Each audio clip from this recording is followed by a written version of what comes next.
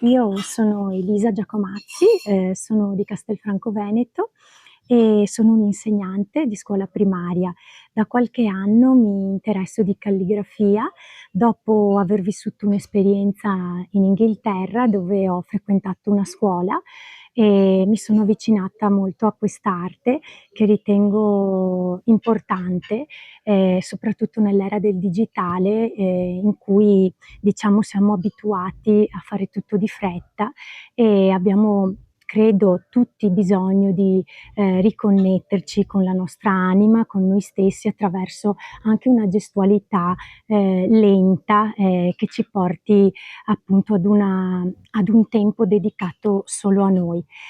Questo per me è fare calligrafia e dopo aver frequentato questa scuola in Inghilterra ho sentito il desiderio, la voglia di divulgare quest'arte anche qui in Italia, e quindi ho iniziato con dei workshop che propongo in varie location qui nel Veneto prevalentemente, e durante questi workshop appunto introduco le persone alla calligrafia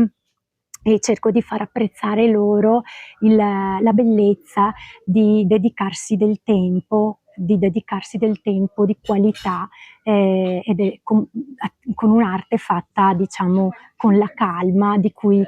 penso in quest'epoca abbiamo bisogno tutti. Io mi sono avvicinata alla calligrafia molti anni fa per la prima volta, quando da ragazzina, proprio attorno ai 14 anni, andavo a ripetizione di matematica durante la scuola media da una anziana professoressa del mio paese, della mia città,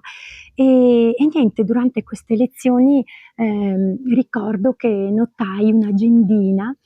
sulla quale questa professoressa si annotava insomma i suoi appunti, e lei appunto notò la mia curiosità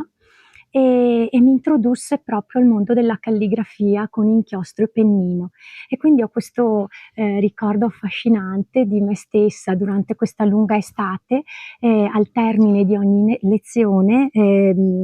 che scrivevo con inchiostro e pennino, ed ero sempre più appassionata da questa attività. E ecco, questo è stato proprio il mio primo approccio al mondo della calligrafia e ho proprio un dolce ricordo di questa estate, insomma, trascorsa scrivendo.